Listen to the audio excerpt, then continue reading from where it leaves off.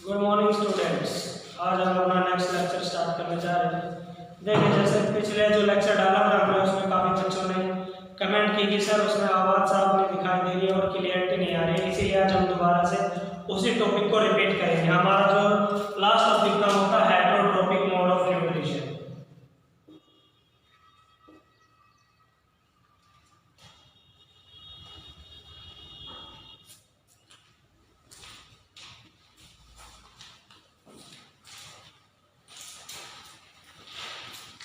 देखिए, मैंने आपको बताया था कि हेटेरोट्रोपिक किसे कहा जाता है। हेटेरो का मतलब होता है डिपेंड्स ऑन अदर और ट्रोपिक फॉर फूड। ठीक है, तो जो हेटेरो है वो क्या हो जाएगी, अगर हम इसे एक डिफाइन करना चाहें टर्म के रूप में तो किस तरह से डिफाइन करेंगे। हेटेरोट्रोपिक क्या है, the process by which living organisms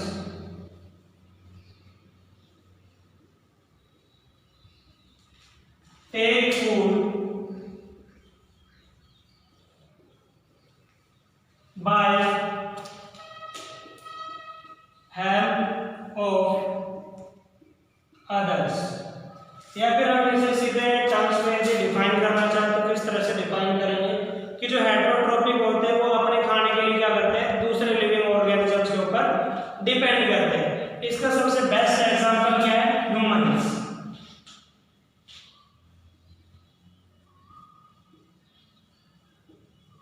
ठीक है, देखिए ये तो बात हो गई हेटेरोट्रोपिक की। अब बात आती है कि हेटेरोट्रोपिक के अंदर क्या होता है, दो टाइप के ऑर्गेनिजम्स होते हैं। अब एक तो हम हो गए और एक जो छोटे मोटे जो जीव होते हैं वो। अब देखिए, अब जो हम हैं वो क्या होंगे, हमारी बॉडी है, हमारे हाथ भी, हमारे पैर भी, हमारी टांगे भी है, आंख भी है, नाक भी है, मुंह भी है। तो ये सब क्या है, एक अलग अलग पार्ट से मिलकर बना हुआ है। तो ये क्या होंगे, देखिए हेटेरोट्रोपिक मोड ऑफ जो न्यूट्रिशन है वो बेसिकली दो पार्ट्स के अंदर डिवाइडेड है। पहला आता है यूनिसेलुलर ऑर्गेनिजम्स, और जो दूसरा आता है वो आता है मल्टीसेलुलर।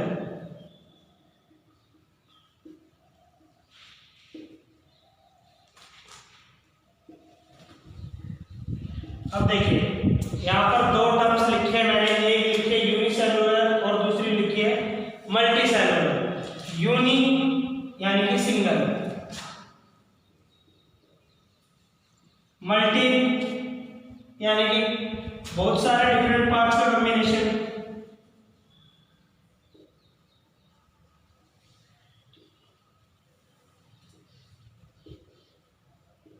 देखिए, अब यहाँ से जो यूनिसेलुलर ऑर्गेनिज्म और जो मल्टीसेलुलर ऑर्गेनिज्म है, ये दोनों टर्म्स डिफाइन हो गए कि जो यूनिसेलुलर ऑर्गेनिज्म का है वो है सिंगल, यानी कि सेलुलर का मतलब cell.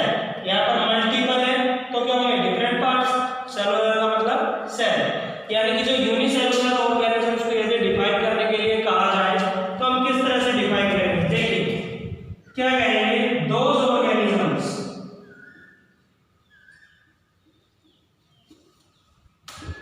which are made up of only one single cell, like amoeba, paramecium, etc। ठीक है, क्या कहेंगे, यूनिसेलुलर में वो ऑर्गेनिजम्स जो केवल किस तरह से बनके बनते हैं, एक सिंगल सेल से, वन सिंगल सेल से। ठीक है, और इसका बेस्ट एग्जांपल क्या है, अमोइबा और पैरामीशियम। आप सभी इस चीज को पढ़ चुके होंगे, क्योंकि अमोइबा का नाम तो आपने सभी ने सुना ही होगा बेसिकली। लेकिन पैरामीशियम क्या है, बच्चों को थोड़ा सा डिफिकल्ट लगता है, इसीलिए वो पैरामीशियम का नाम नहीं लेते। लेकिन जो पैरामीशियम जो ऑर्गेनिज्म है वो सिंगल सेलुलर होता है। ठीक है भाई, देखिए अब बात आती है मल्टीसेलुलर ऑर्गेनिज्म की। यदि मल्टीसेलुलर ऑर्गेनिज्म को डिफाइन करने के लिए कहा जाए तो किस तरह से डिफाइन करेंगे। Multicellular, those organisms which are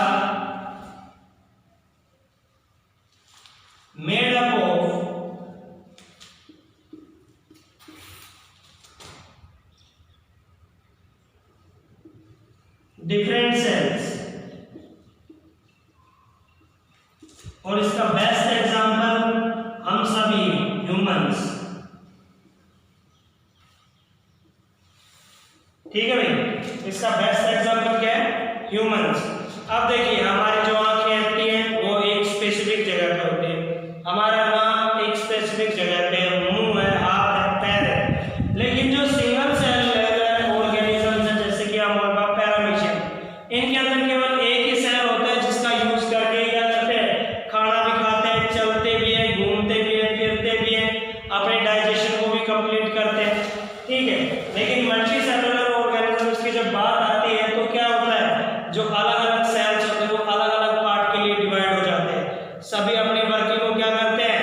एक प्रॉपर वे में करते हैं, और इस प्रॉपर वे के अंदर जो सेल्स होते हैं डिफरेंट पार्ट्स के, वो सब कंबाइन हो जाते हैं, तब जाकर एक बॉडी प्रॉपरली वे में परफॉर्म कर पाती है।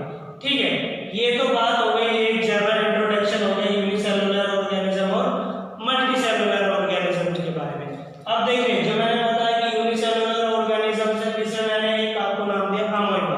अब देखिए अमोeba के अंदर यहाँ पर टर्म दी हुई है न्यूट्रिशन। न्यूट्रिशन का मतलब मैंने आपको बताया था क्या होता है? पोषण।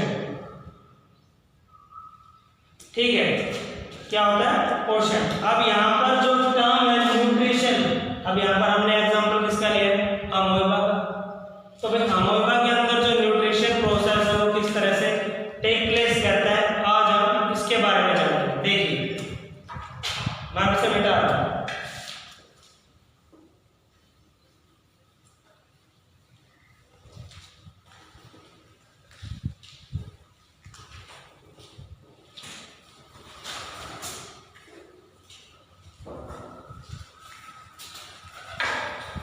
देखिए हेडिंग है nutrition in अमोeba।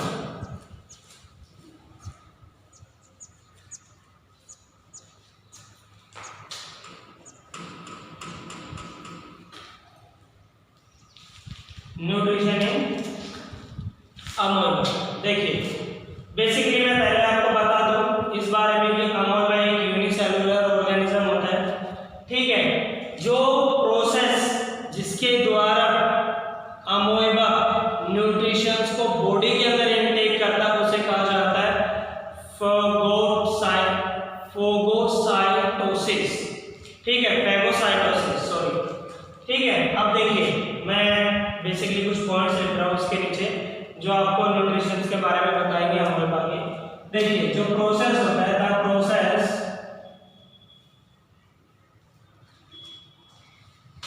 Include in amoeba for nutrition process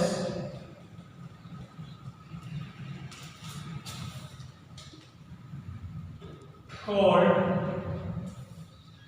phagocytosis।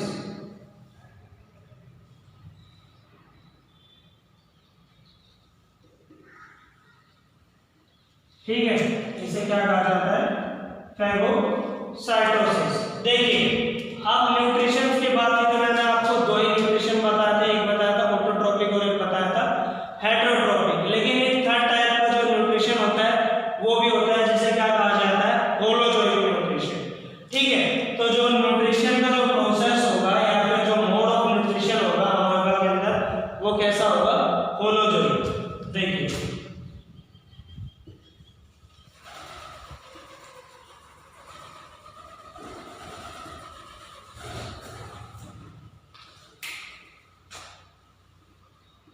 of nutrition take place। ठीक है भाई, अब अमोeba के अंदर क्या हुआ कि जो उसने न्यूट्रिशन को क्या किया? इनटेक किया, उसे हमने फेगोसाइटोसिस कह दिया, होलोजोइक प्रोसेस से काम कर रहा है। लेकिन फिर भी क्या करेगा? अमोeba को बॉडी के अंदर फूड को इनगल्फ करने के लिए तीन प्रोसेस से प्रोसीड करना होगा। देखिए 3 processes take place to complete nutrition cycle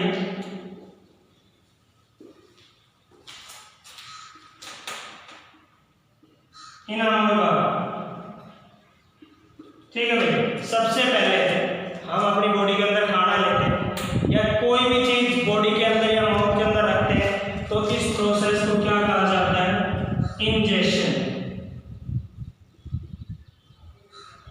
ठीक है भाई, इंजेक्शन। इन का मतलब अंदर लेना, जेक्शन का मतलब इनसाइड द बॉडी। दूसरा होता है डाइजेशन।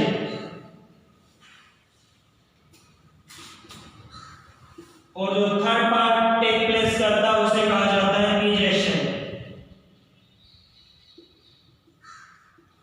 ठीक है भाई, जो अमोeba के अंदर जो 3 प्रोसेसेस के द्वारा जो फूड है वो बॉडी के अंदर इनकम किया जाता है, उसमें ये 3 प्रोसेस बेसिक होते हैं। पहला होता है इंजेक्शन, दूसरा डाइजेशन, तीसरा इंजेक्शन। ठीक है, इंजेक्शन मैंने आपको बता दिया कि income food inside the body. Digestion to break down the जो मल्टीसेलुलर पार्ट्स होते हैं, जो पार्टिकल्स होते हैं फूड के, उन्हें ब्रेक डाउन करने के लिए इनटू स्मॉल पार्ट्स। और injection to take energy from the food which we digest. ठीक है, बाय द अमोeba। अब देखिए, अब मैं आपको एक डायग्राम के द्वारा या सिस्टमैटिक डायग्राम है उसके द्वारा बताता हूँ आपको कि जो अमोeba के अंदर न्यूट्रिशन है वो किस तरह से टेक प्लेस करता है। देखिए,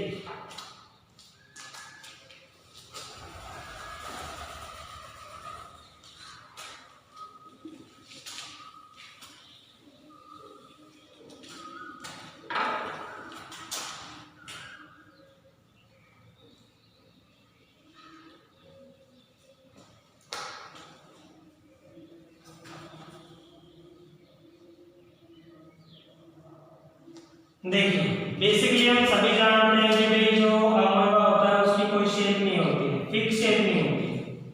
ठीक है, इस बारे में मैं आपको बता देता हूँ इसके फीचर्स के बारे में कि अमोeba एक यूनिसेलुलर ऑर्गेनिज्म है which has no fix shape. इसकी अपनी कोई फिक्स शेप नहीं होती है, ये किसी भी टाइप की शेप को इंक्लूड कर सकता है अपनी बॉडी के अंदर। ठीक है, अब देखिए जब बात आती है जो अमोeba की, तो मैं इसके बेसिक पार्ट्स के बारे में बता देता हूँ। देखिए, ये है सेल और इसे हम क्या कहेंगे? न्यूक्लियस।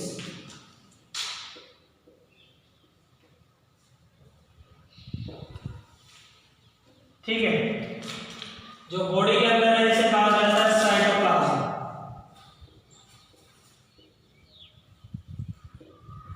अब देखिए, अमोeba की कोई फिक्स शेप नहीं होती है।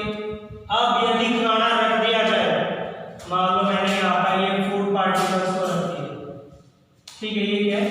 Food particles. यदि अमोeba को इसे इंगल्फ करना होगा तो ये किस तरह से इंगल्फ करेगा? ये देखिए, ये इसके पास जाएगा। जो अगला स्टेप है, ये फर्स्ट स्टेप हो गया। सेकंड स्टेप में क्या करेगा? अमोeba इसके पास जाएगा,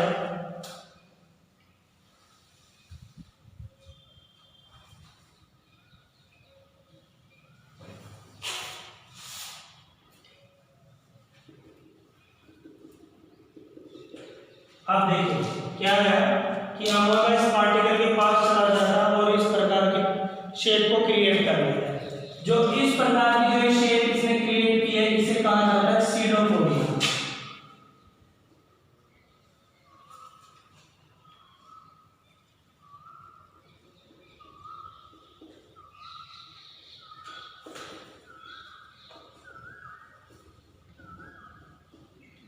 ठीक है, क्या कहा जाता है? सीडोपोडिया। ठीक है, थर्ड पार्ट के अंदर क्या होगा? देखिए, अब ये क्या करेगा? इस फूड पार्टिकल को अपनी बॉडी के अंदर यहाँ पर क्या करेगा? इंगल्फ कर लेगा, यानी अपनी बॉडी के अंदर पूरी तरह से इसे इनटेक कर लेगा।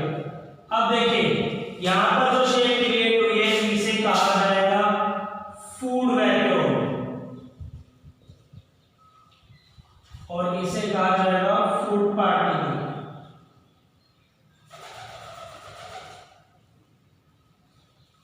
ठीक है, यही 3 प्रोसेस मैंने आपको बताए थे, इनका इंजेक्शन, डाइजेशन और इजेक्शन। ठीक है, इसके बाद क्या होगा? जैसे ये